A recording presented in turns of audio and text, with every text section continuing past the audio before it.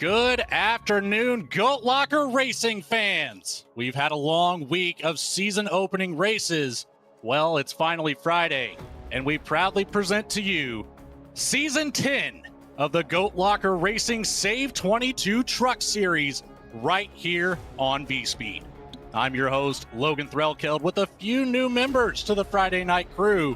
Daniel Cunningham joins me in the booth with Lucas Lyons, running the production truck with cameras provided by the legendary Dougie Beard. Daniel, it's a pleasure to have you up here in the booth. We've got a lot to discuss before we kick this first race off in this 15-race schedule. Why don't you fill in the fans about what we've got going on these Friday nights through the fall series? Yeah, definitely. This is a series been looking forward to getting rolling here, Logan, working with you and Lucas in the booth as we take a look at the Season 10 schedule. We've got Talladega starting the season off at a super speedway, going to be a lot of action. And then you can see we roll through the rest of the schedule. Charlotte next week, Nashville Super Speedway in one of our two Dash for Cash races. Then we head to Kansas, Dover, Rockingham, and Watkins Glen to wrap up the first half of the season, followed by Darlington, our second of the Dash for Cash races at North Wilkesboro. And they head to Michigan to wrap up the regular season. Playoffs hit. We're going to Texas, Richmond, Bristol, and Homestead to set that championship four as we head into that race on December 19th at Phoenix. And what a schedule we have here. All these races starting at 8 p.m. Eastern on these Friday nights. There's a lot of action to be seen over the course of the next, I believe it's 16 weeks with one bye week mixed in there somewhere. So definitely stay tuned here on these Friday nights. Now let's talk about Talladega and what we've got on the board tonight, Daniel. So I think every NASCAR fan out there is super familiar with this particular racetrack. Here in Talladega, Alabama, the longest oval on the schedule at 2.66 miles, 33 degrees of banking in the turn, 16 in the front straightaway tri-oval. And this place was opened in September 13th, 1969. Going to be a lot of danger around every corner as the drivers try to navigate through the pack and try to avoid that big one. Well, let's bring up what we've got in store for us here at this famous track. That's going to be 60 laps on the night, 55 mile an hour down pit road there. 3 tire sets available over the wall with 2 green-white checkered attempts at the end of it. We might not need it. We saw it Wednesday night with the Next Gen Series. Green to checkered. Let's see if we can repeat that tonight. 100% fuel load in these trucks, and that's going to give us about half the race length here. So ideally, 1 pit stop tonight. Well, the qualifying's already over. We're a little bit behind the curve here, but we're catching up.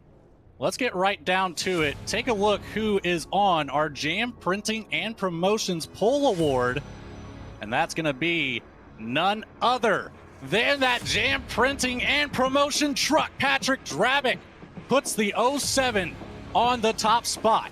Since forming in 2013, Jam has contributed printing and promotional sponsorships to more than 60 local nonprofits, with a primary focus on organizations that assist with veterans, women, and children. They've been with Goat Locker Racing since the very beginning, local and veteran certified. When they do well, they do good in the community. And starting to the outside of that 07 Jam Printing and Promotions truck, it's the 75 of Chuck Pegleg Feltz on the outside line. In row 2, Jamie Barkis in the 15 starts out in third next to the 1 of Eldon Stewart. In row number 3, it's going to be the 46 on the screen here, but it's going to be the 20 on the track. Timothy Peters starting out in 5th. Charles Abert, he was the race controller last season for this series. He's going to be starting out in 6th. Tyler Justice in the 33 takes up the 7th spot with the 24 of Levi McCarty to the outside. Last but not least, in the top 10, it's the 68 of Stephen McDonald next to the 8 of Regis Clark. Taking a look through the rest of our field here in row number 6, we've got Jamie Mullins rolling off in 11th tonight. George Jewell in the 36, rolling off in 12th. Starting at 13th, Rob Cubat and in 14th, the 3 of Michael Kostick. Up next, we've got Logan Sturgeon, the barbecue man himself, starting in 15th, and in 16th place, James Goshen. Rolling off 17th tonight, we've got the 99 of Brandon Wallace with James Kaufman to his outside in 18th. Rest of the top 20, we've got Daniel Parks starting in 19th. Matt Knight's going to be that last truck in the top 20. And rolling off 21st, Craig Bontrager. 22nd, Big Daddy himself, Jeremy Gardner. And with the last spot on the grid here this evening, not actually racing, but we definitely want to give a shout out to Jamie Libke, joined in the session running race control, and appreciate her efforts to help keep this running smooth tonight. Taking up the most thankless role in any iRacing league to ever exist. Race control, it's not an easy one by any means. So big shout out to Jamie. Thank you for taking up that spot. Makes life up here and down there on the track a whole lot easier. And thanks to Jamie, we get one more pace lap around here as we're fully caught up. Otherwise, we might have been a little bit behind on that green flag drop. You don't want to miss the first one of the season. That's for certain. Daniel, what do we have in store with these drivers? There's, a lot of history here coming from the past seasons. I know you've caught up on quite a bit of it. Yeah, the biggest thing that I'm looking at here, so this is the 4th season since this went to an invitational only truck series as one of our premier series here at Goat Locker Racing. And the man starting on the pole tonight, that 07 of Patrick Drabick, not only was he the season opening winner last season at Daytona, no, it's a different track, but still one of those super speedway races. He's also the defending champion of this series. So he's here running full time, trying to go back to back and defend that title from last season. And what's so interesting about this setup too is we've got Patrick Drabick on the pole last season, the Daytona winner, like you just mentioned. Then we go back to season 8. The season opening winner was Jeremy Gardner at Talladega, who's starting at the back of the pack, also ended up being the season 8 champion. Is there a theme here? I don't know, but we're going to find out who's going to kick this one off with the first win of the season. And by the statistics, they've got the best chance to take home a championship at the end of it all. We're going to come down here through turn 4. We have just the straightaway to go around that little dog leg there, the tri-oval. And then we've got about 100-yard stretch all the way to that checkered line. But here we are. Patrick Drabick, bottom row, at the front. Chuck Feltz, at the front of the top. We're moments away from seeing it all kick off. Into the Geico restart zone we go. Green flag drops for the first time in the SAVE22 series here to season 10.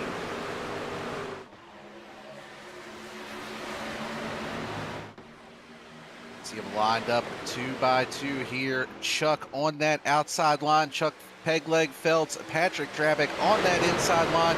Everything pretty even here through 1 and 2 as they head down onto the back straightaway for the first time.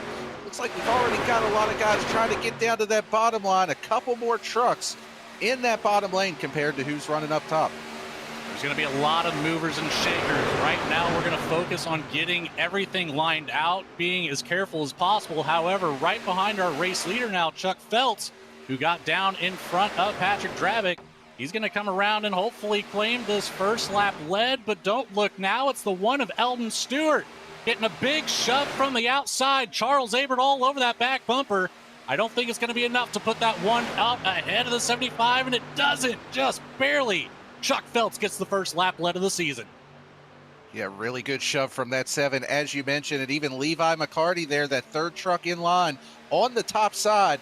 I've definitely seen him get aggressive with those pushes, and that's somebody that you want behind you if you're trying to make some moves happen. As you see Eldon Stewart, maybe just a little bit too much there with the push that he received from Abert. Looked like he got a little bit loose there in the middle of the back straightaway.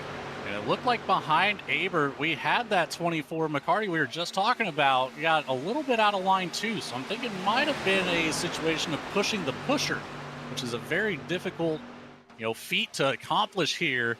as we're all sorts of sorted out back here. Regis Clark in that 8 goes high up on the track, looking to fall back to the back of the field. Sees some of this action and happening up ahead and thinks better of it to get away from it. Give yourself some time to react in case something goes south. Yeah, and I think that was, I think that might have been a smart move out of the 8 truck there of Regis Clark. One thing that we did not touch on in pre-race, these drivers do not have a fast repair, as is the same case with the Wednesday night Premier Series. You know, the other series here at Goat Locker, they do get that reset, but if you get caught up in something here, that's it. You don't get your second chance. So a little bit of strategy to be played on that end if you think that these guys might end up in a big one. But again, as we saw on Wednesday night, not necessarily a given that there is going to be that big caution. Exactly. You know, you could potentially have some issues in the early runnings of the race. You might have a chance to get it down to pit road, get it repaired naturally. However, looking back just a few days ago, the chances aren't very high. So you have to be very, very careful. I know towards the back of the pack there Wednesday night, there were some issues. A couple cars might have got bent out of shape, and yeah, it still stayed green. So you have to keep an eye out for that as well. Not every incident will end up bringing out that yellow flag. As we work our way down into turn 3, Eldon Stewart, Charles Abert still on the top line, working together. They fell back just a touch, but they're clawing their way back, using that side draft off of the 07 to Dravic, trying to catch back up to Chuck Feltz. Eldon Stewart wants to get a lap lead here. Bonus points are going to be a big, big deal as the season progresses. He's got the nose out ahead for now. Goes out a little bit wide, but he does get that point. Yeah, Eldon Stewart definitely leading. He's going to drop down to that bottom lane as he was able to clear Chuck Pegleg Feltz there.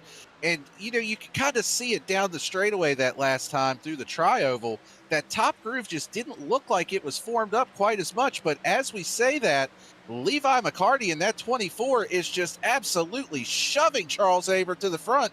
He's going to get Abert clear. He's going to try to take the lead himself here with help from Michael Kostick behind.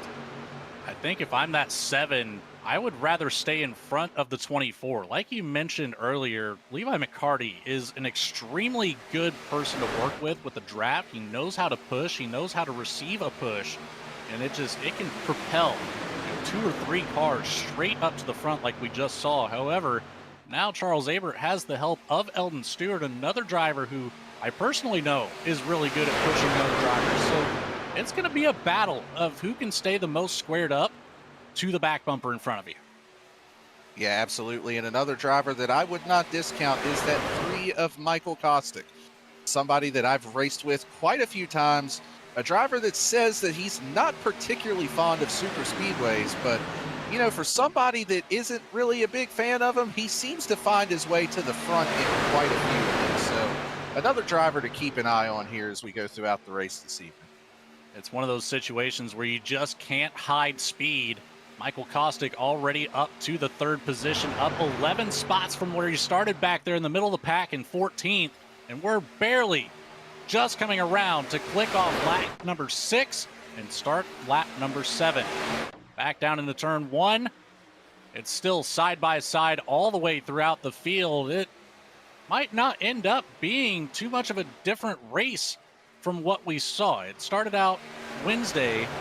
There was a lot of side-by-side action for the first 10-15 laps. It started to single file out, and that's how they managed to make it all the way to the end, cycling through some pit stops as well. Hopefully we'll see that happen tonight, as it is a challenge in itself to bring these trucks down from 175 plus miles an hour coming off of turn 4 to just 55 in the matter of about a football field and a half before you have to hit that pit commitment line. Yeah, you're absolutely right. And personal experience, that was always the hardest part for me with super speedway racing, especially in the trucks. It just seems like it's so easy to spin out. They're already a little light in the back end. You take the fuel out of it.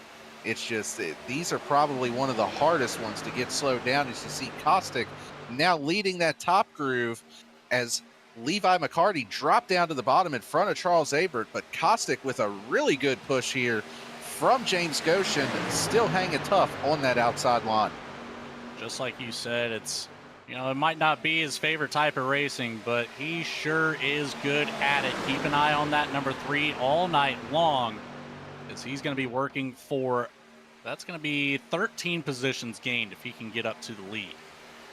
Right now, it's going to be a challenge in itself to get there. A great job by Charles Abert there on the inside, keeping Levi McCarty up ahead all over the back bumper, just like he had the 24 just moments ago.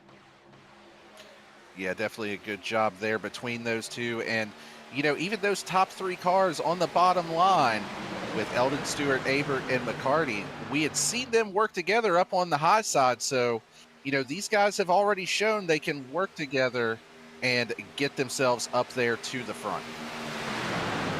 It's going to be all about teamwork. I know that's going to be a big thing. There's not really team points involved. However, multiple Discord channels here being utilized. I see, groups of 2. I see a group of 6 or 7 down there that could potentially end up working together. It's really going to come down to that communication level and working with each other to get to the front.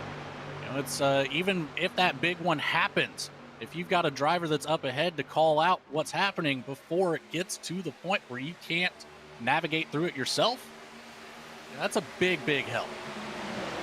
Yeah, absolutely. And you see that third car in line there up on the top of Kaufman that is running that 25.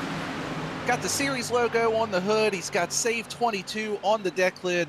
SAVE22, the title sponsor of this series. And SAVE22 is a 501c3 organization dedicated to preventing suicide among veterans, active duty personnel, and first responders. Our unwavering mission extends to 4 critical pillars: shield, assist, volunteer, educate, save. So we appreciate SAVE22 for all their support here and what they do for those in the military community as well as the first responders. Absolutely, as we're going to see that SAVE22 truck try to bring it down nearly into the nose of the driver behind. Can't quite catch the number just yet, but that is going to be Chuck Pegleg Feltz, actually. So almost into Chuck Feltz on the bottom line, but finally ended up getting just enough of a gap. Fell 3rd or 4th in line. Levi McCarty shoots up to the top line. Charles Abert, Eldon Stewart running away now on the bottom as Kaufman is going to catch up here in the 25 machine. This is starting to spread out a little bit. It looks like some drivers might be searching for air now to cool these trucks down. That's one thing we haven't talked about yet, Daniel, is the overheating factor that these drivers will have to face if they're going to stay locked to the back bumper of the driver in front of them to get that big push. Yeah, you're going to pick up a lot of speed, but you're also going to pick up a lot of heat in the motor. You have to keep an eye on that temperature gauge before you overheat and shut your race down. You're absolutely right, and that was something that we actually saw out of the 7 of Charles Abert on Wednesday night. It got just a little too aggressive with the pushing. He was doing a good job of it, but stayed tucked up behind the car in front just a little too long and actually blew a motor because of that. Ended up ending his race as a result of that. So definitely something these drivers are going to have to manage with making sure they keep those trucks cool here this evening. Lap 13 being started this time by, we've seen movement. James Kaufman, one of those drivers that's up there in the positions gain category. We saw him start back in the 18th position, up 13 spots to 5th. He's looking to make it more. Has potential to be the biggest mover of the race if Jeremy Gardner doesn't make it all the way up to the front. We know he started at the very back of this one in the 22nd position. And he won the last time we saw Talladega. So you have to keep in mind about that 42 machine at all times when you're here. Yeah, absolutely. We even saw it again on the Wednesday night series. He was in the lead on the final lap of the race. Didn't end up hanging on to it, but still put himself in a position to be up there at the end and be a factor in that one. Right now, it's all about Charles Abert holding down that bottom line. Eldon Stewart being right there on the back bumper to push, and James Kaufman doing a fantastic job as the 3rd car in line. Eldon Stewart shoots straight up to the top, gets in front of Levi McCarty. He wants to get back to the lead of this race. That's going to pull the parachute on that bottom line. Eldon Stewart could drop right back down in front of Abert right now as he does. Oh, McCarty almost follows right into the side of Abert. Luckily, no contact made. Woo, that one had a chance, Daniel. Yeah, that was really, really close. It looked like, as you had mentioned, McCarty was just trying to follow down there, maybe thought he was clear or didn't get the spotter call, but that had the potential to be really, really big, really, really quick. Good job from everyone of avoiding that there and bailing out of that situation. See McCarty still leading that top groove. First three trucks on that bottom line kind of starting to break out just a little bit there. Going to end up pulling everybody back with the draft here, but a little bit bigger gap than you would anticipate between those third and fourth trucks in line. It could also come down to just staying safe at this point. You see just how tight those top three are in your line. You don't want to be the driver to get a big run and, maybe give a little bit of a shunt to the driver in front, being, the 25 of Kaufman right now specifically with that gap, as he's going to shoot up to the top and creates an even larger gap. So that's going to be a big run that we're going to have to keep an eye on coming from that bottom line. Chuck Feltz will have to be careful as he sucks back up to the back bumper of Charles Abert, but that gives the run to the outside line. James Kaufman takes over the race lead. A little bit of a bobble from the push from Levi McCarty. Collects it back up, but they lose some of that speed that they had just gained to shoot around that bottom line. Eldon Stewart, Charles Abert holding on for dear life as they're the only two working together right now. Chuck Feltz a little bit behind with Patrick Drabick in tow. That gap you see there, it doesn't help the speed. McCarty on the top line getting extremely loose behind Kaufman. He is staying all over that back bumper. This is where you have to be extremely careful to not accidentally get into, an offset push. That is what's going to turn the car in front of you for sure. Yeah, especially as we get towards the end of the fuel run. As Kaufman gets put in the middle here, he's able to clear down to the bottom, but boy, was that close. Thought there may be a little bit of contact there, but I believe Eldon Stewart wisely lifted and gave him a little bit of a break there to let him get down in line. That had the potential to be another big one there. That was too close for comfort. That was a very slow, nonchalant move from line to line. It ends up working out, luckily, but I'm sure that there were some tight seatbelts in that moment. That one was not a position you want to be in. Because right now, Kaufman trying to seemingly control both lanes, it almost looks like. He wants to get up to the top. He wants to stay on the bottom. I'm not sure what he's going to gain from that so early on in this race. We're not even to the halfway point just yet. So it's early to be making those kind of moves, in my opinion. Yeah, I agree with that. And one thing about it, if you are going to try to control the lanes, your moves have to be quick and they have to be decisive. And so far, a couple of them have not quite been that. As you can see, he drifts back up to the top groove there, gets in front of McCarty in the 24. McCarty giving a really big push here to try to keep that momentum up on the high side. Kostick still in line behind with James Goshen, that fourth truck in line. But Eldon Stewart, with help from Charles Abert, still hanging tough and still cleared for the lead as of right now. We're going to see this field probably space out just a little bit more. We're about the 12 lap mark, 10 to 12 laps before we expect to see these drivers bring it down to top off on fuel, potentially take tires. Ideally, you don't take tires at the super speedway race unless you've been involved in an incident. Save as much time on pit road as you possibly can. Kaufman goes back down to the bottom. That gives the run to the outside one more time. Levi McCarty still working up there with the 3 of Kostick. They've got a big gap back to the 85 of James Goshen right now. So Goshen trying to close up a little bit here. That'll work a lot better with 3 versus 3, as we see right now on the bottom. Kaufman gets a good push from Stewart once more, back ahead of McCarty. Yeah, taking a look out there in our live chat in YouTube, Jake Ellingson saying was never a big fan of guys trying to control 2 lanes, always ends badly. And want to give Jake a shout out real quick. I gave him one on Wednesday night. I'm going to give him another one. He is out celebrating with his wife. I believe this is an anniversary trip for them.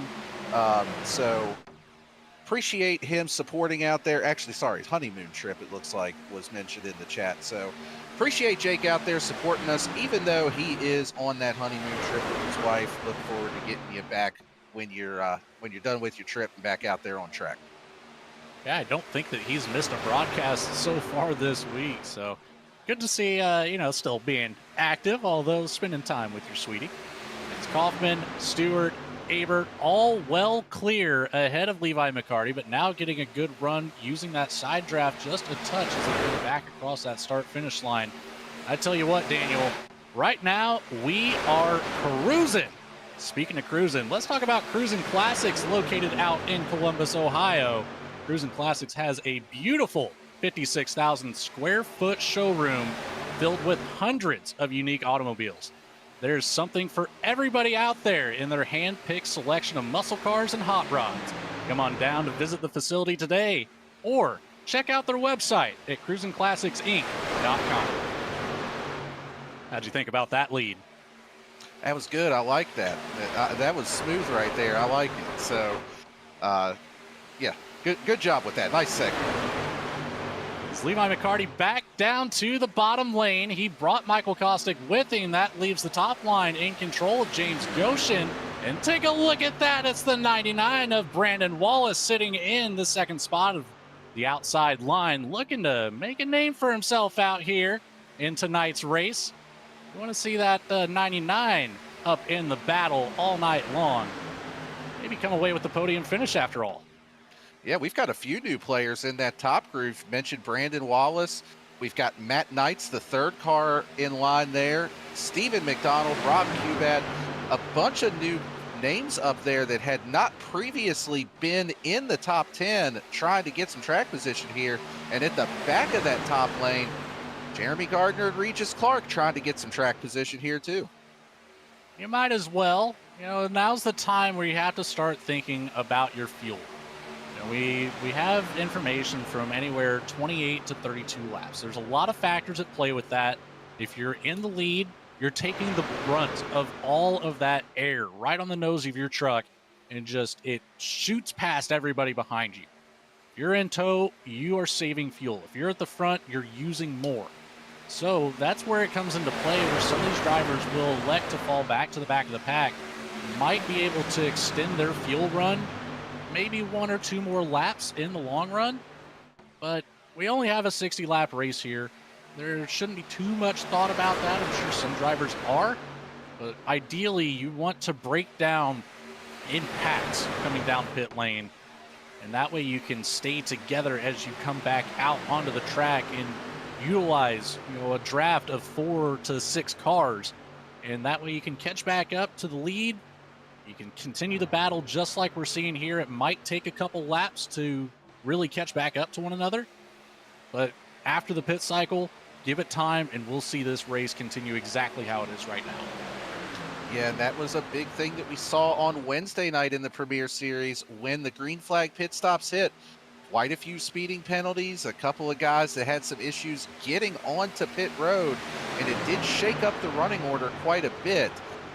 And, one thing, too, that you mentioned that you want to pit with a group. You definitely don't want to be by yourself. But there's also such a thing as having too many pit with you at one time. You have a little bit harder time getting formed back up once you're out on the track. You lose a little bit of time on entry trying to keep from running guys over. So ideally, it seems like if you can have about 5 to 7 pit at the same time, that's where you can really kind of maximize your time on and off a pit road. You mentioned the entry being difficult. Not only are you trying to slow down these trucks, like I mentioned earlier, from about 175 miles an hour or better down to just 55 miles an hour, we're talking about going from a nicely groomed racing surface to a portion of the track where the rubble and the debris and the marbles are going to fall to. So it gets slick down there on that pit road entry from time to time. You have to navigate it carefully. If you're having to focus on avoiding multiple other cars, 6 to 10 other cars at a time, it can really scramble your ability to get in there safely and comfortably. So that's going to be a big challenge for these drivers once we get to that lap 30 mark. Yeah, you're absolutely right. And we are quickly rather, approaching that lap 30 mark.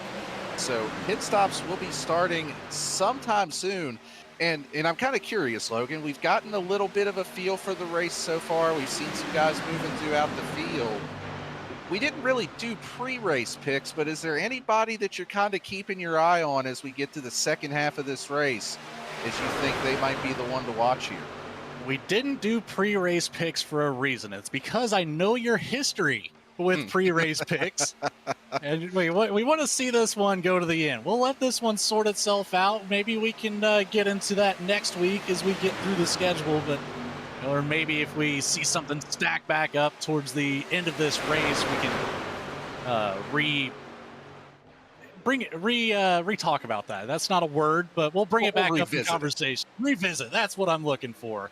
We'll revisit that conversation maybe later in this race. But for now, I'd say we play it safe considering your history. Yeah, you know, for the safety of everybody involved and for the sanity of those that are watching on the live stream and out there in the chat, it's probably better if I don't pick somebody. So, you know what? I like your line of thinking. If we get down to a green-white checker, then we can throw it on the table. Absolutely. But right now, it's only going to be the start of lap 28. The fuel window at this point is officially open. Let's see if we're going to have any takers for the undercut as we come back around out of turn number 4 this time. Right now, it doesn't look like we've got many drivers electing to set up for the bottom. I haven't seen anybody try to work their way from the top to the bottom too hard. So I don't know if we're going to have anybody bring it down. We might see our first takers right at that lap 30 mark, I would believe. Yeah, that would be a smart move to kind of split it in half, and especially if you could go a little bit past halfway. That way, if there is a late caution with a green-white checker, you know you've got a little bit in the bank as far as fuel goes. But the one interesting thing you mentioned with the undercut is that even though the tires don't really play a big difference as far as your speed or anything like that, you don't lose a lap pitting under green here at Talladega, especially if you're just doing fuel only, as most of them would be prone to do. So if you come down at lap 30, get your service done, and then there is a caution, you can leapfrog all of those drivers that are still out on track and end up getting track position that way from it as well. Yeah, that's going to be a big deal here once we get to that point. There's a lot of factors at play with super speedway racing. I know a lot of drivers tend to hate this type of racing for one reason or another. Maybe it's bad luck. They just simply don't enjoy having your foot mashed to the throttle for 60 laps. But there's a lot of strategy in it that a lot of people don't realize.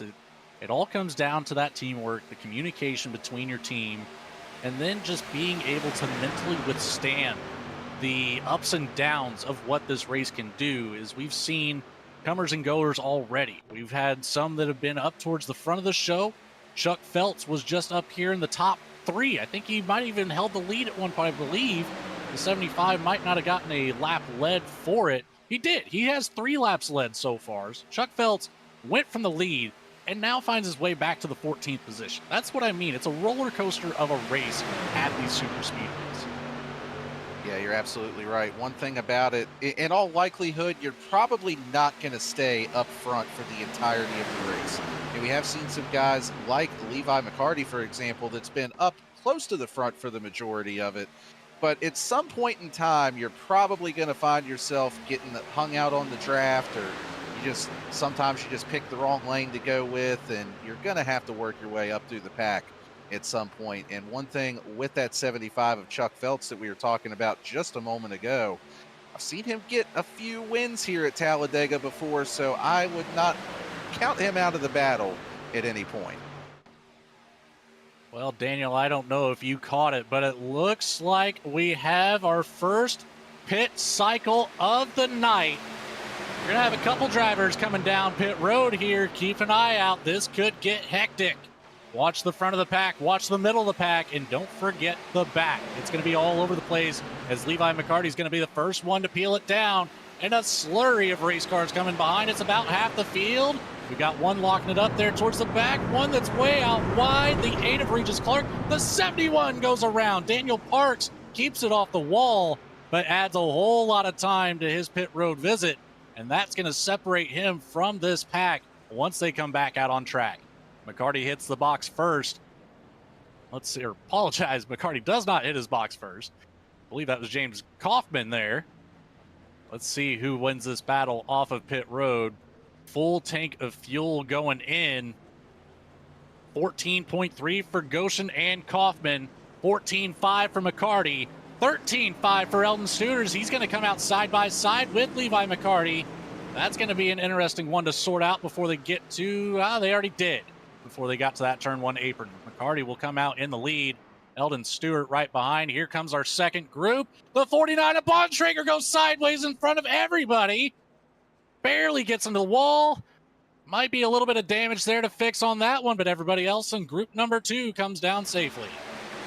And we're going to have to go back and take a look at this on the VSPEED instant replay as they came down pit road. You can see this smaller group here that was waiting until the second time around. You know, we talked about it so much early on, how hard it is to get these trucks slowed down, just a little too hard on the brakes. And once the back end starts to snap around, at that point, there just is no saving it. And also on that pit cycle, one of the drivers we did talk about earlier, the 99 of Brandon Wallace, a black flag during that pit cycle, presumably for speeding on pit road.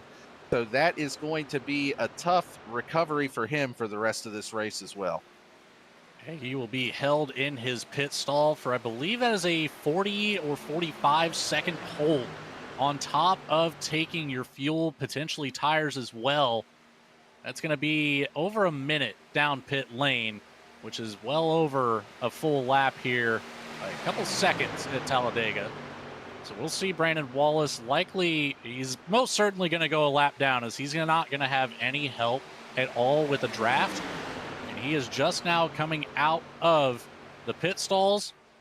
He's down on the apron of turn 1. And we have our leader, Eldon Stewart, screaming across the front stretch at 185 miles an hour, quickly catching up to that 99. Yeah, and the driver that's kind of in no man's land right now is in 6th place, Michael Kostick. The group that he pitted with, everything just kind of fell apart there. He may be close enough that he can still catch just a little bit of draft. Looks like he is catching back up to that front 5-car breakaway, but quite a long way back to the next pack of cars that is almost a full 5 seconds behind Kostick. They are over 5 seconds behind the leader. And actually, now that we look at that, that's just a 2-car tandem between Peters and Regis Clark. And it's a little bit farther back even there to Tyler Justice leading the largest group of trucks. So that pit cycle definitely did get everything strung out here, but you know, Logan, I would have to think if this backpack here, they've got the numbers, if they can get tightened up and work together, they may be able still to work their way back up to the front here. Well, we have a brand new development in this. Our season opener winner last year and champion Patrick Drabick has a meatball flag, ended up having contact coming across the tri-oval, and that put him in the outside wall. Not sure if we can get it back here too. Yes, there we go with the VSPEED instant replay. I believe it was on lap 33 here. Should be right where we're at. Take a look as Drabick up on the top lane. Might not have gotten that clear call. Ends up dooring the driver down to the bottom. I didn't catch the number there, but right back up to the wall. Couldn't get it slowed down before hitting the inside wall. So that is a very upsetting time here for our defending champ. Not going to have a chance to go back-to-back in the season opener at the Super Speedway this time. And also, the 26 of Logan Sturgeon, before we got through our pit cycle, looked like he might have had an issue with a hardware malfunction. Just didn't quite get the turn into turn 1 and ends up hitting the wall up on the outside of the entry. Very odd incident with a quick disconnect from the 26. Definitely thinking hardware issues there. But back up at the front, Elton Stewart, James Kaufman, Levi McCarty, James Goshen, Jeremy Gardner, and Michael Kostick are at the front of this one with a 3.5-second lead over our second group. That'll consist of the 33 of Tyler Justice, all the way back to that 68 of Stephen McDonald back in 17th. Yeah, that second group led by Tyler Justice is actually running about a second a lap faster than this top group. So they are going to get there in a hurry with the pace that they are running. As you can see, that lead group moving up to the middle to go around Brandon Wallace. So even though Brandon's a lap down, if he can latch on to the back of this group, that'll at least give them a little bit more drafting help. But still, that second pack, as we had talked about, more numbers, more trucks, more speed out of them right now, and they are coming through with they're catching up rather in quite a hurry.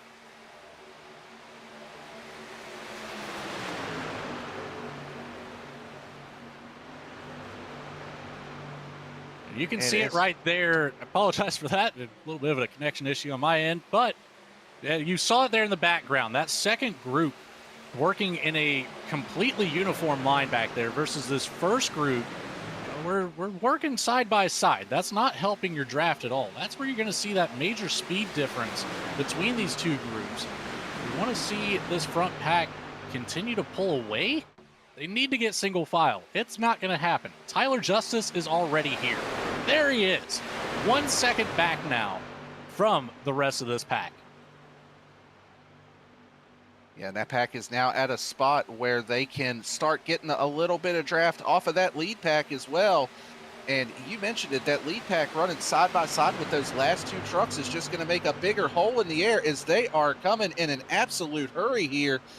With the momentum that they have, they very well may be able to easily clear up to the lead. Going to be tough to keep the momentum up, though, having to go all the way up to that old school Dale Jr. line up there around the wall. They ended up completely killing that momentum. However, coming out of turn number 2, you saw all those drivers in that second pack get fanned out. Maybe a quick checkup there had caught them off guard. So where the 33 of Justice and the 7 of Aber could have shot around all the way to the front of this lead pack, that momentum just falls on its face. And now they're finding themselves back here in the 5th row, side by side with Kaufman. They are starting to claw back up, though, using that side draft off the inside line. As you can see, a lane change up there at the top. That was Jeremy Gardner going up to try to work with teammate Tyler Justice. He's now in control of that outside lane. Tyler in that 33 truck. First time we've really talked about him here this evening. He is trying to clear both of them for the lead. They have got a huge run down this back straightaway with Charles Abert, that third truck in line up on the top side. This is where you'll see the judgment call to stay up on the top line, as we're going to see Jeremy Gardner do, sticking with his teammate. It's the best possible outcome for you until you can get your teammate completely clear for that number 1 and 2 spot. As Gardner goes down to the bottom, makes me eat my words. Tyler Justice is going to be in control. This is also a great case scenario for these two drivers. We're going to have, instead of one driver trying to control 2 lanes like we saw earlier in the race, we have 2 drivers from the same team working as one unit to control both lines. Yeah, also a good strategy here, like you mentioned. If they can keep control of that and a third lane doesn't end up forming, you're pretty much just saying we're going to settle it between ourselves and make sure this win stays within the team. But for right now, that top lane starting to drift back just a little bit. Levi McCarty, that second truck on the inside, behind Jeremy Gardner, he is giving one whale of a push as they go through 3 and 4 back into the tri-oval, as we have seen multiple times this evening. It just seems like whatever he's doing in that truck, he is able to give the best pushes out of anybody really that we've seen here this evening. That we are, well, we've got a little bit of a lull in the action. We've got Levi McCarty all over the back bumper of Jeremy Gardner. So let's go ahead and take this opportunity to mention another one of Goat Locker Racing's fine sponsors, and that'll be Lincoln Tech. With Lincoln Tech's mission being to provide superior education and training to their students for in-demand careers in a supportive, accessible learning environment. transforming students' lives and adding values to their communities. They are one of the largest automotive technology schools in the nation with 23 campuses. They are the title sponsor of the Spring Series, a very large part of Goat Locker Racing. As we have some three-wide action, Levi McCarty found his way to the black hole that is called the middle line. No help to be seen. And he's going to fall all the way back to the clutches of the fifth row here. Finally, with some help, as Timothy Peters gets stuck up on the outside all by himself now. Chuck Feltz, the 8! The 8 gets turned right back up into the wall. There's the caution.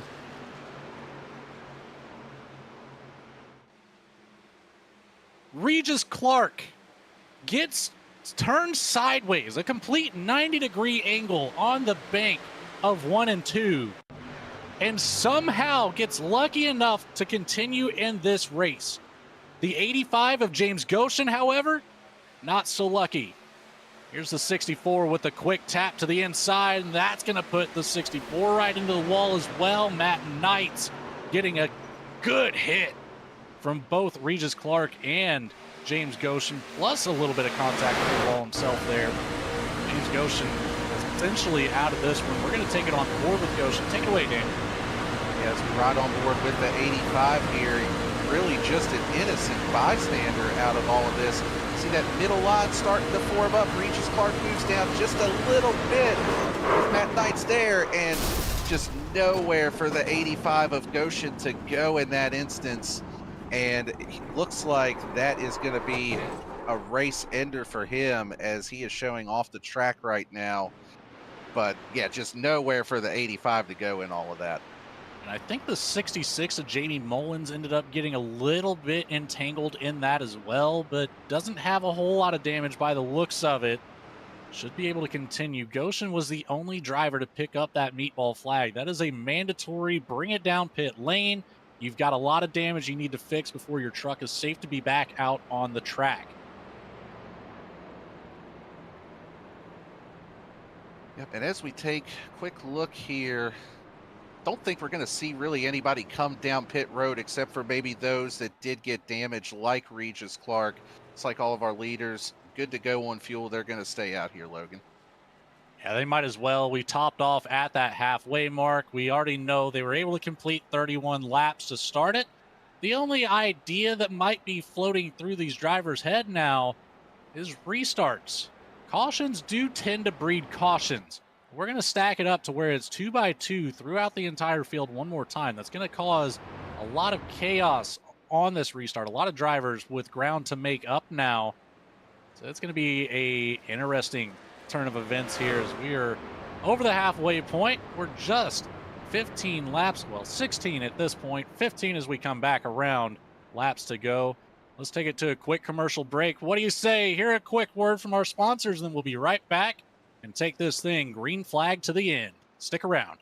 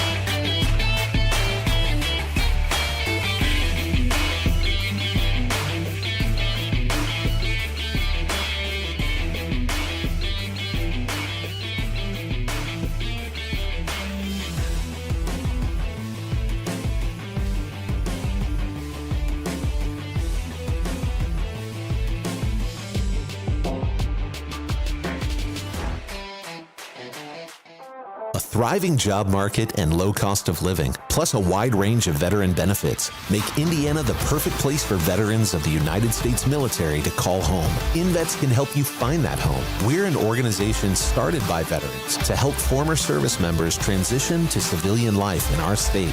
InVets can help you find the community with the career opportunities, housing, schools, and amenities that fit your lifestyle. To learn more about InVets, visit us at invets.org today. Superior quality, ultimate protection, and the highest level of craftsmanship. We make our gloves for the hard worker that wakes up every morning and gives 110%. You deserve the highest quality protective gear that's going to work for you, day in, day out. We know it can be tough deciding what companies to trust for your hard-earned money. It's all in our name. We've mastered our craft to help you master yours. We make our gloves rugged, durable, and designed for you. Whatever the job is, we have you covered. We are your glove station.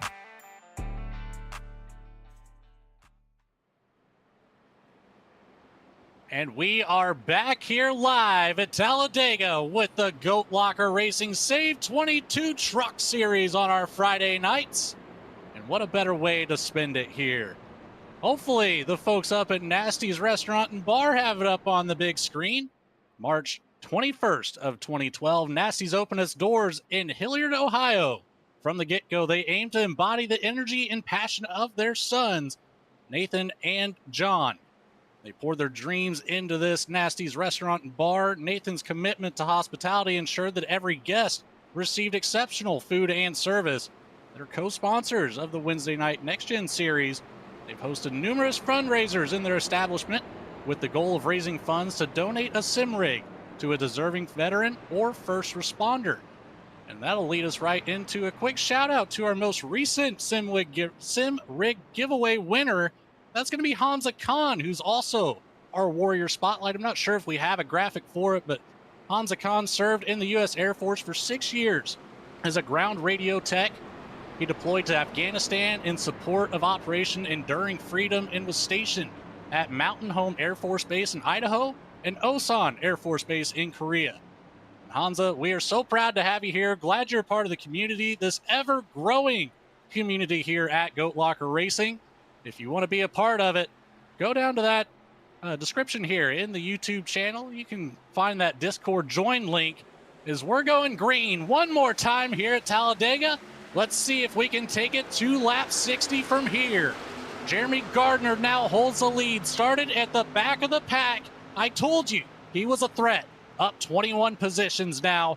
Michael Kostick gets a good jump from the outside line. Eldon Stewart will also fall in line to the bottom. Takes a look back to the outside. Looks like Tyler Justice might have missed a shift on that restart, Daniel. Yeah, definitely lagged back a little bit there. Do not believe that would have been planned in the slightest. So not sure if that was a missed shift or what it was, but caused a little bit of a jumble, but he's back up to speed now. Both lanes rolling. And also just one quick bit of housekeeping. You see that purple truck at the back, the 99 of Brandon Wallace. We talked about him earlier having the pit road speeding penalty. Biggest benefactor of that caution. He got the free pass. He's back on the lead lap now. Another benefactor of that caution, too, actually ended up turning out to be that 20 of Timothy Peters. He ended up getting stuck out on the high line all by himself. He was certainly going to move to the back of the pack from that position. Got lucky and held on to it, and now he's staying right in the mix of it here. You see that black and teal number 20 on the bottom. It's the 46 on the ticker on the left, holding in that 8th position right now. He's in a prime spot to strike at the end of this race. He definitely is, and one thing about it, we had talked about the gaps earlier, how the drivers were given a little bit of extra room. Those gaps on the bottom lane, not quite there. The top group did start to back up just a little bit there, but we're at the point of the race. We're getting down close to 10 laps to go. It's go time at this point. There's no more playing it safe. You got to try to make the moves and put yourself in the best position you can. Eldon Stewart leading that top groove with James Kaufman behind, trying to make sure that he can get back up there and be a factor in the end of this one. We are here to start lap 49. This is crunch time. The last 10 laps of the race, they are always the most exciting, the most action-packed laps of any super speedway race. And it's coming at you right here on VSPEED in just a few short moments. It's going to get hot up in here on this track. Speaking of that, it's Florida, or it's Alabama rather. We're on that Gulf Coast. 113 degrees on the track surface right now. A nice, cool, brisk 73 in the air. Great day for the fans up there in the stands, but these trucks, they've got some hot rubber underneath them. Let's hope that we don't have to have another caution to reset this field and Well, that gives an opportunity for more wheel spin. Next, Oh, we oh, got a Timothy driver. We got Peters! a bunch of drivers around. Big Peters wreck in gets the back. spun. Down to the bottom, he collects it, but we've got drivers on their side. Chuck Phelps goes over on his hood. What in the world happened here? That is the big one that we talk about so often here, Logan. Started with the 20 of Timothy Peters of the 46 on the ticker. Looked like maybe just got touched just a little bit by the 71. And from there, it was game on with just a lot of trucks getting involved. You mentioned the 75 was caught up in that, was upside down, rolling down the track at one point as we ride on board here with the 71 of Daniel Parts. It actually made a nice recovery from that earlier pit road incident to this point. It's just a little bit of a bump to Timothy Peters and just a little offset there that looked like got just a touch inside, and it was on from there. That's all it takes. It is not much to unsettle these trucks in the bank corners. We're talking about some extreme banking here. If I recall correctly, Talladega, I believe, was 24 degrees of banking. I think it's 33 in the turns. Yeah, so even more than I was expecting. See the 49 of Bontrager there. But... Yeah, 49 of Bontrager, 68 of Stephen McDonald, both with big damage out of that. Levi McCarty in the 24 also got a piece of it. It looks like the 66 of Mullins got some damage in that. So a lot of drivers caught up in that incident, and just a product of super speedway racing as you get down to the end here. That's what you're going to see. It's like I just mentioned, the last 10 laps are always the most competitive laps in a super speedway race. You're going to see a lot of drivers make more aggressive moves than we've seen in the first 50 laps of it. Now's the time to try to make that last-ditch effort to come away with the first win of the season. Some of these drivers really hold out hope for these super speedway races to pick up a win. They might be a little bit better at the intermediate tracks, and they don't necessarily, dislike the idea of a win, but it's not necessary for them. Some of these drivers, it might be the exact opposite as we get through the season. Yeah, you're absolutely right. And real quick, you had touched on this just a little bit earlier, but just wanted to, while we have a down moment here, you'd mentioned Logan Sturgeon having a little bit of a hardware issue. Just looking through the Discord chat, he said his computer froze. That will definitely take you out of the running, especially here at Talladega. Good job to not get anybody else caught up in that. But also, while we have a quick moment as the field paces here, want to give a shout out to one of our other great sponsors that we have here in Goat Locker Racing, and that's Glove Station. And at Glove Station, we are committed to providing quality gloves and protective gear for a wide range of your daily activities and jobs, from tinkering on home DIYs to working in industrial environments and everything in between. We got you covered. With endless amounts of safety products on the market, they want to make it effortless for you to find the right protection for your needs. And after that tech issue, I think Logan Sturgeon might be looking for a pair of Glove Station gloves to go toss his computer somewhere. Oh, that wouldn't be too fun now, would it? You can't get back on for next week and try to redeem the faults of the hardware and come back better next week. We kind of briefly talked about the schedule. If we could possibly pull that up one more time, take a quick look. We've got that available here. It doesn't appear that we do at the moment. We'll try to get some information here. Let me pull it up on my side. Let's talk about, as we get through the rest of the series, Dana, what races are you looking at that you've got highlighted for what might be your favorite track, or what you think will put on the best show of the season? Darlington is always a favorite of mine. I love that track. It's one of my favorites on iRacing, one of my favorites in real life. Next week at Charlotte is going to be a fun one too, as we've got a couple of different themed nights planned. Next week is going to be college night. So you're going to see some special paint schemes out there on track, drivers repping their favorite colleges as we kick off college football season this weekend. And those are always fun too. Get a little bit of a change up with some of the paint schemes that we see out there.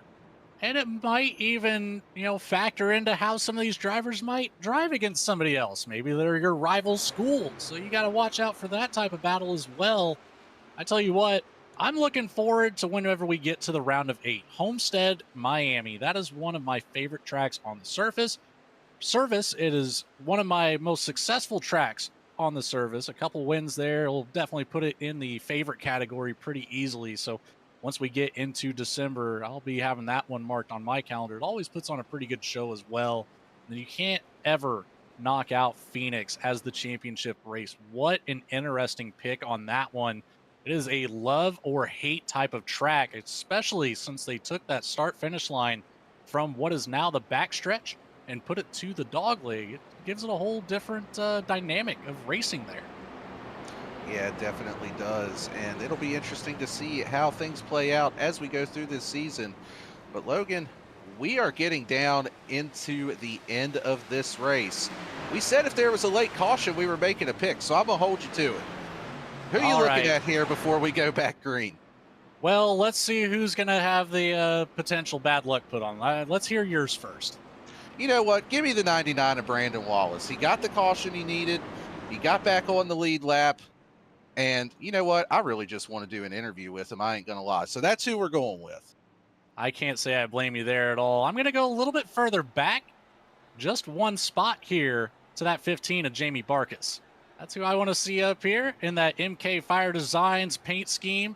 A great new sponsor here at Goat Locker Racing. They're going to be sponsoring the GT3 series that we're finally hosting here on VSPEED on Saturday nights. But we're green again at Talladega. It's the 33 of Tyler Justice pushing that 42 of Jeremy Gardner as they're trying to escape away from both Eldon Stewart, Michael Kostick, Charles Abert, and they're doing a great job of it. It's side by side with a car length between. Yeah, really good job by the teammates up there to control that restart, both starting on the inside lane, giving those really good pushes. Eldon Stewart closing back in here. Not a whole lot of help on that outside line. Michael Kostick leading that up. Charles Abert behind. James Kaufman, the third truck in line. Most everyone down on the bottom still right now, just waiting for that right moment to try to jump up and make something happen. Now is the time that we're going to see it coming around to start lap 55. That'll leave us with just 6 to go here in Alabama. It's coming to a close for week number 1, and it's been exciting already. Let's see who's got it, what it takes to get the season opening win.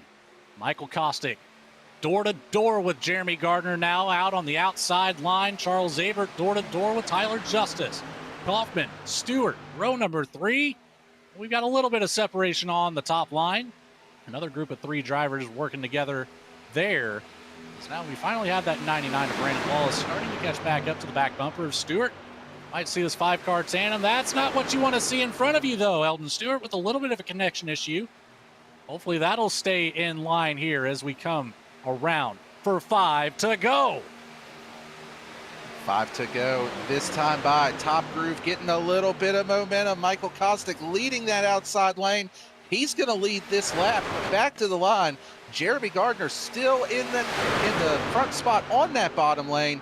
Charles Abert has been up around that top 5 most of the evening, doing a really nice job pushing that 3 truck up there on the top groove. Daniel, I am feeling some 4 wide carnage when we get that checkered flag out. What do you think? You can never rule it out here. That's all I can say, is it looks like we actually have a caution out on the speedway. Didn't quite see who got involved in that. Looks like it was actually the 49 of Craig Bontrager. 24 McCarty. Yeah, the 24 of McCarty. You are 100% correct. Didn't quite see what happened there initially. But right there, you get a pretty good view of what happened as you see Levi McCarty. These drivers a little bit further back from the rest of the field here. And looks like, as they come off of turn 2 here, just a little bit too much on the push there, and around they go. And that had so much potential to be a way worse incident. Bontrager does get into the wall up there. However, I believe that's the 68 of Stephen McDonald. Keep an eye on him as he goes down below Levi McCarty on the apron. Take a look as there goes Bontrager into the wall. Now we're back here on McDonald. Keep an eye right here. He's already very beat up, but after this contact gets made right in front of him, he's going to shoot to the inside between that wall and McCarty. A little bit door action there, pushed him down there. Look at that drift. Kept it off the wall. No more damage for him, he said. He wants to finish this race, and I admire that.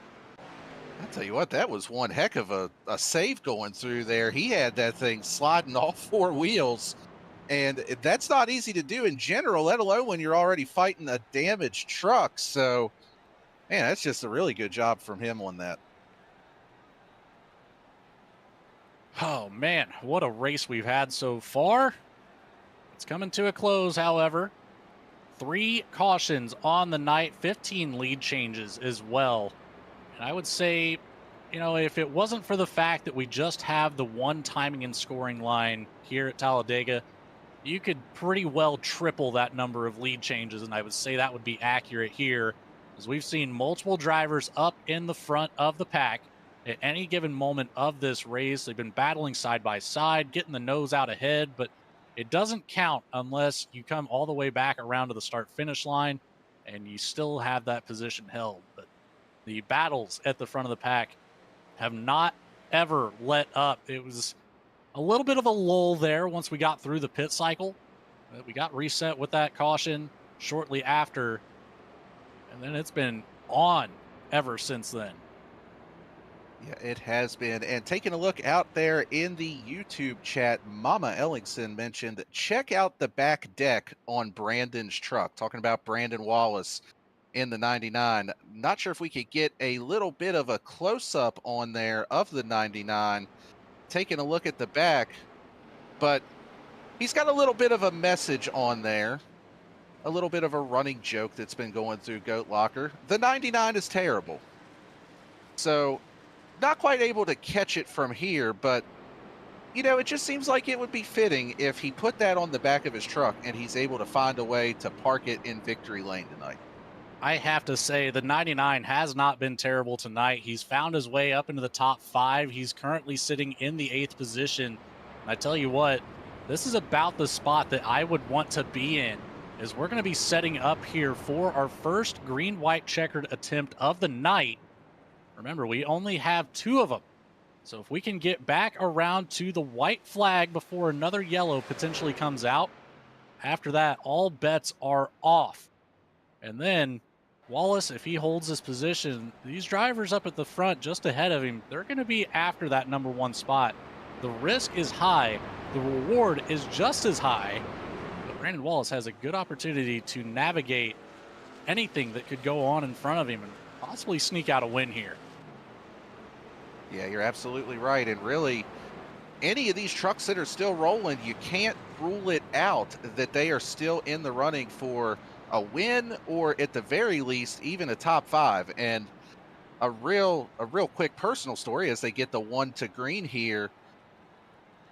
I had one of those moments myself racing in a different series. Ended up getting caught up in a wreck on the first green-white checker. Had a vehicle that I think my max speed was about 150 or so. The wheel was at about, 9 o'clock. One of them things that, all right, let's just ride out the last 2 laps. It ended up going from about 22nd to 5th on the last lap because the rest of the field wrecked in front of me, and I'm far enough behind to miss it. So, moral of the story, just because you got damage, you can still find a way to pull out a good finish here. But also, we really want to give a quick shout out again to one of our sponsors as they complete this last pace lap before we get back green here, and that's InVets. InVets aids in transitioning to civilian life, focusing on job placement and finding the right community for veterans and their families to ensure their success and happiness. They are a veteran nonprofit in Indiana with the goal of bringing veterans to that state to live and work. And they're the title sponsor of our Sunday Xfinity series. So we appreciate their support and their continued work of what they do with the veteran community. That we do, Daniel. They are just a great organization. A lot of work that they put in behind the scenes. It seems to be the theme over here at Goat Locker. I mentioned it Tuesday night on the IndyCar series, how this community, it's not just a group of guys that like to race. It's a family of driver or people who have the same passion, that come from relatively the same background. So that's what makes Goat Locker racing so great. It's just so much more than racing.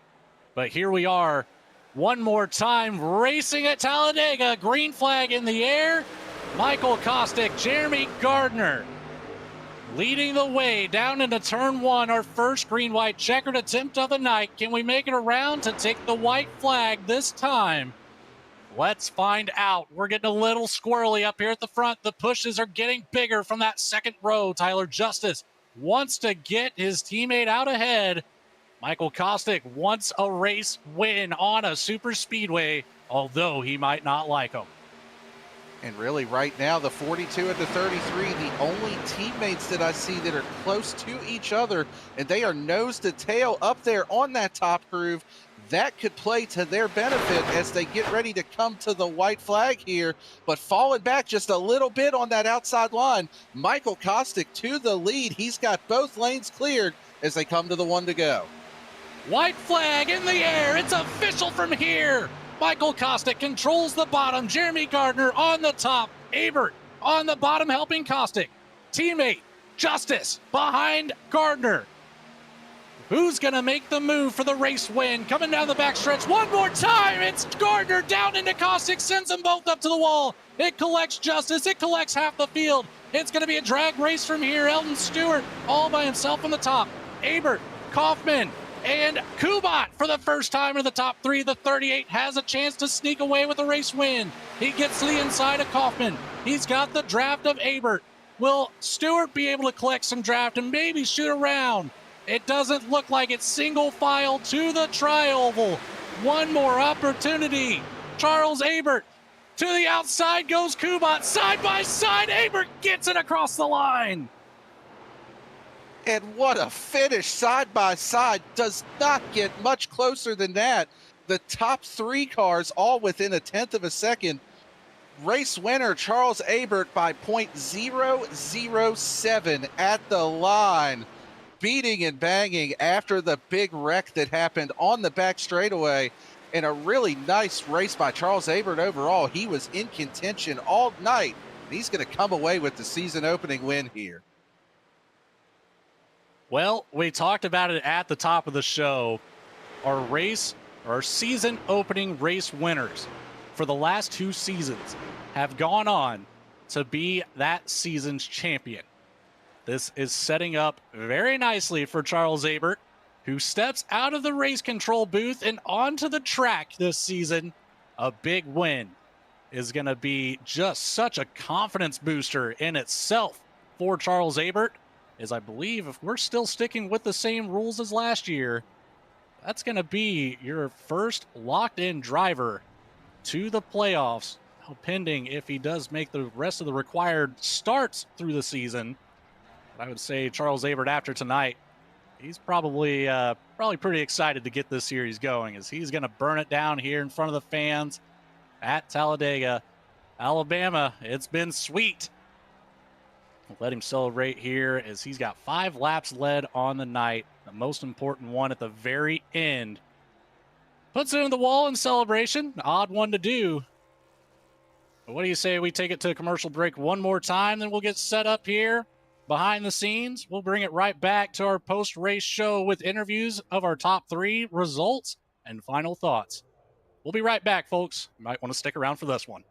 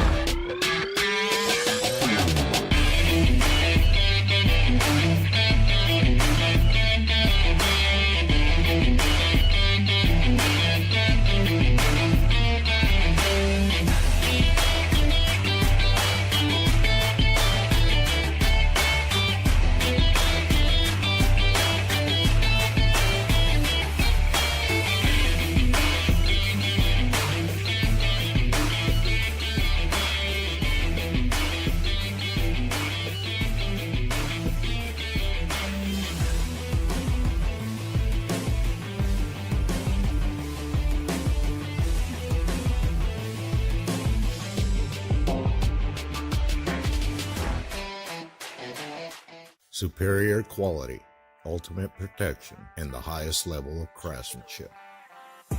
We make our gloves for the hard worker that wakes up every morning and gives 110%. You deserve the highest quality protective gear that's going to work for you, day in, day out. We know it can be tough deciding what companies to trust for your hard-earned money. It's all in our name. We've mastered our craft to help you master yours. We make our gloves rugged, durable, and designed for you. Whatever the job is, we have you covered. We are your glove station. A thriving job market and low cost of living, plus a wide range of veteran benefits, make Indiana the perfect place for veterans of the United States military to call home. InVets can help you find that home. We're an organization started by veterans to help former service members transition to civilian life in our state. InVets can help you find the community with the career opportunities, housing, schools, and amenities that fit your lifestyle. To learn more about InVets, visit us at invets.org today.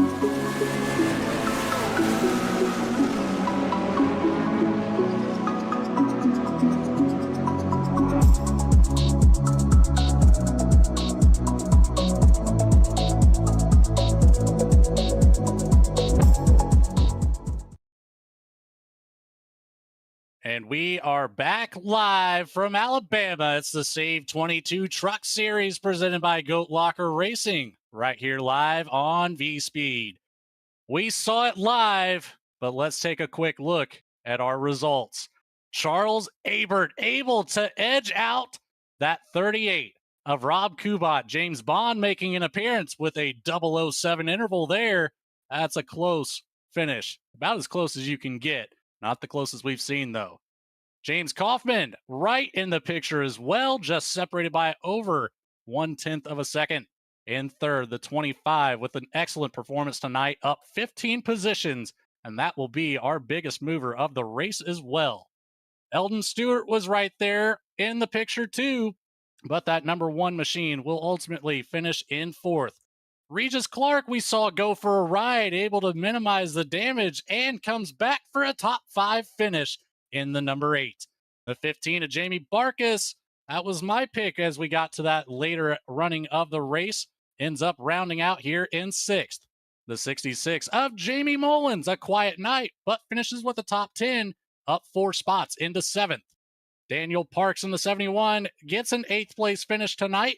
Timothy Peters in the 46 on your timing and scoring, but the 20 on the track will round out here in 9th. Last but not least, it's the 68 of Stephen McDonald in your top 10. And as we take a look back through the rest of the field, Levi McCarty just outside the top 10 tonight, going to come home in 11th. Matt Knights coming home in 12th. 13th place of Tyler Justice. My pick that I probably shouldn't have made because it ended up messing him up with the broadcaster curse. Brandon Wallace going to come home in 14th with Jeremy Gardner in 15th. George Jewell coming home in 16th this evening. 17th, Michael Kostick. The heartbreak for him on the last lap was up there in contention before the wreck took place. He's going to come home in 17th. Chuck Pegleg Phelps goes from upside down to coming home in 18th this evening. Craig Bontrager, in 19th. James Goshen rounding out the top 20 here this evening. As we take a look back at our last couple of finishers here, the boss man, Patrick Drabick, not the evening he was hoping for, coming home in 21st. Logan Sturgeon in 22nd. And even though she didn't take the track, again, we just want to give a shout out to Jamie Libke for running race control tonight and appreciate her with stepping into that role. Yeah, I get a big shout out. Does that we mentioned it? It's the most thankless role in any iRacing league. That is for certain. But we've got some interviews to get through. I know one driver is going to be excited to speak with us here tonight, and that's going to be our race winner, previous race controller, Charles Abert, up here to the VSPEED booth. Charles Abert, you've got Logan and Daniel up here in the booth. You got a copy, driver? I do. Buddy, congratulations. You step out of the race control booth down onto the track for this season, and you come away to open it up with a season opening win. How are you feeling down there with the number 17? Awesome. I screamed and everybody thought something was wrong at the house. They got a party going on, and I'm ecstatic. It's my first win at GLR, so ecstatic. Well, I've got a little statistic for you if you go back and watch the broadcast, but I'll just go ahead and tell you. Our last two season opener winners were Jeremy Gardner in season 8 at Talladega, and then season 9, Patrick Drabick at Daytona. And those two drivers have one thing in common. They both came home with a championship win in that respective season. How does that make you feel as you're going to navigate through the rest of the schedule, knowing that you've got a great opportunity as you are locked in now to the playoffs with this race win, as long as you make the rest of your required starts? Awesome.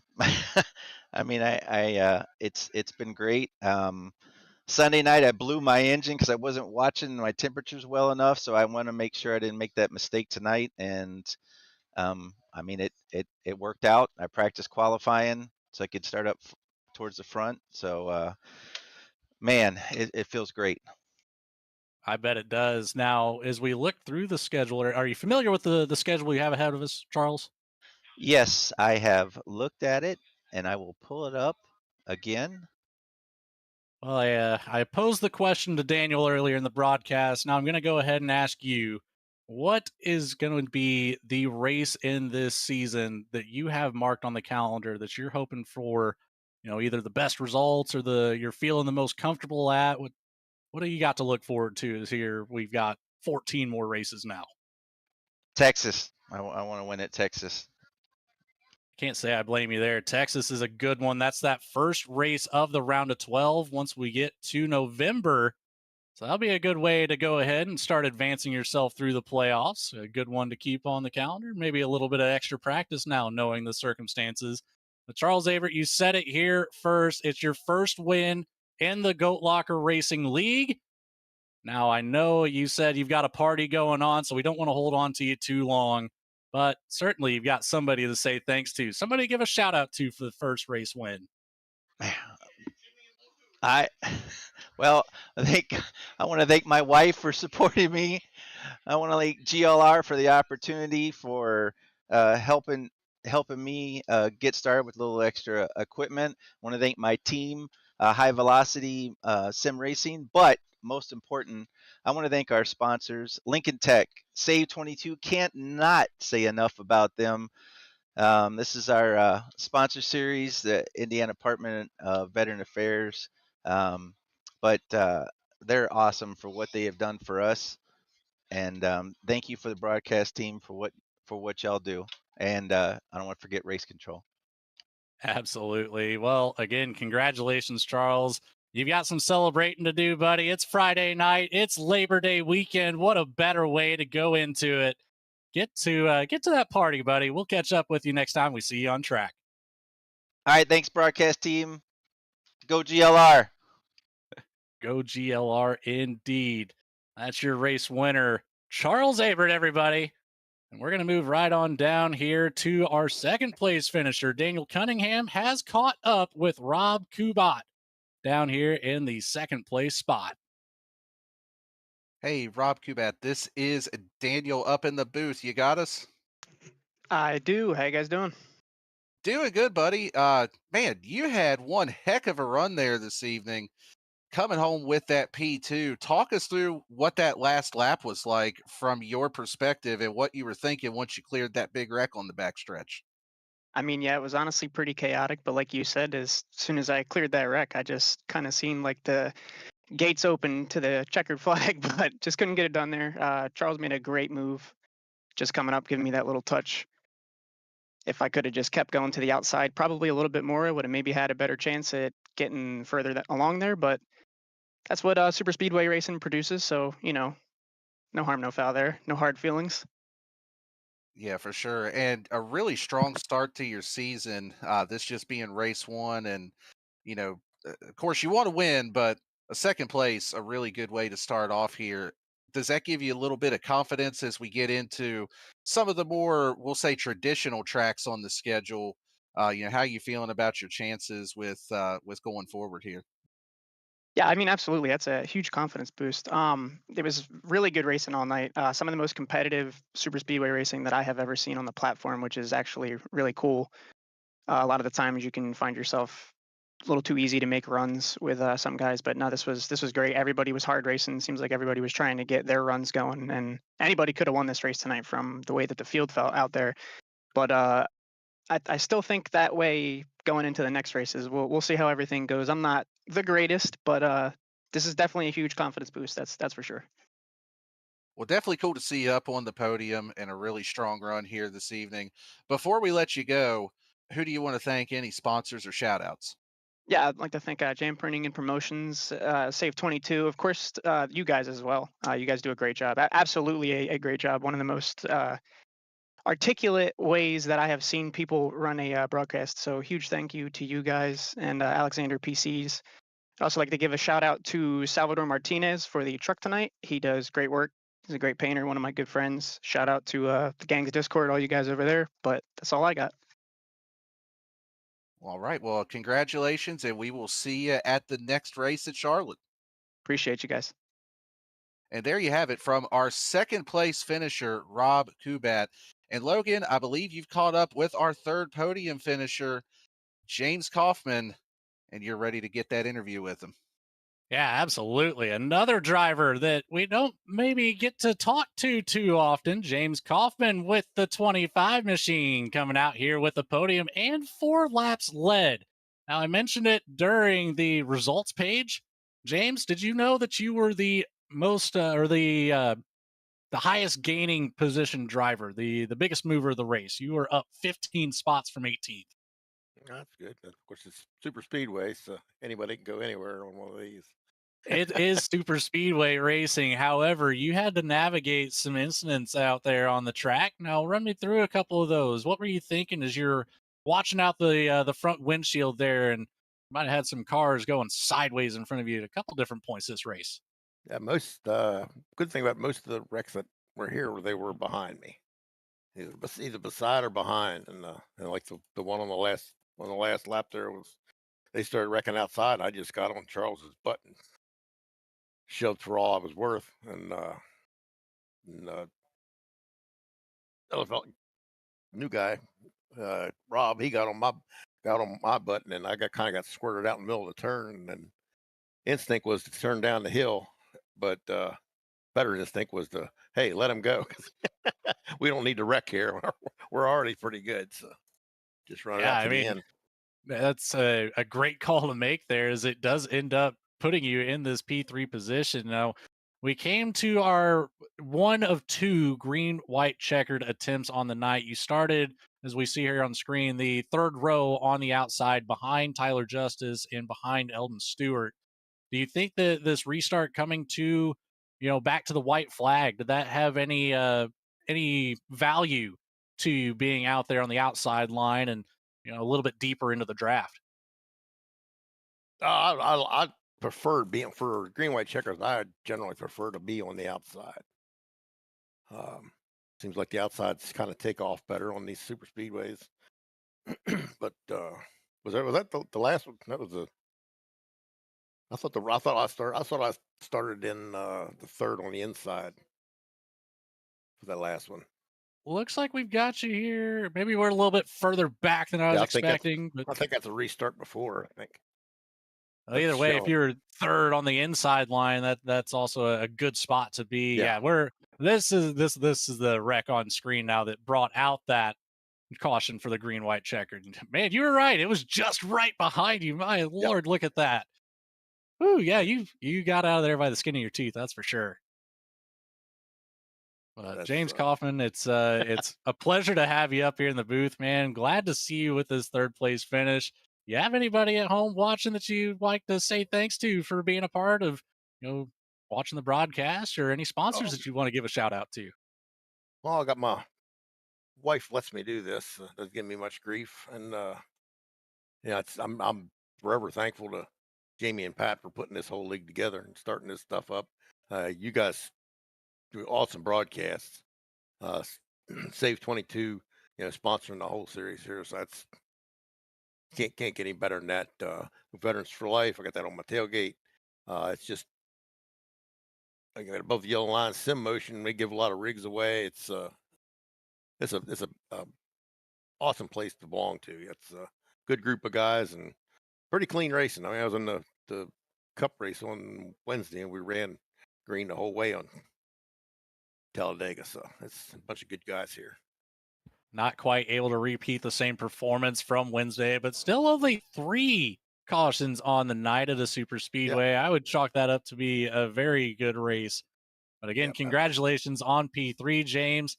We're looking forward to seeing you as we get through the rest of our 14 races, buddy. Yep, looking forward to it.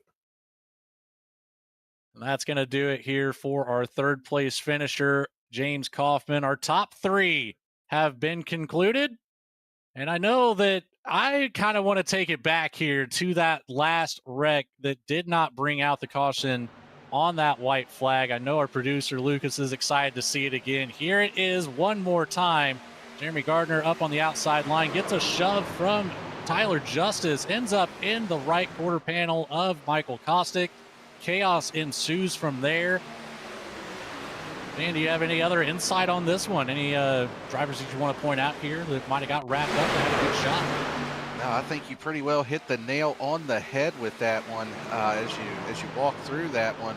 The 36 was really, really close to making it through, but then you can see there the 20 of Timothy Peters, Brandon Wallace, George Jewell, all really hard into the wall at the end of that as they slid down to the inside of the track.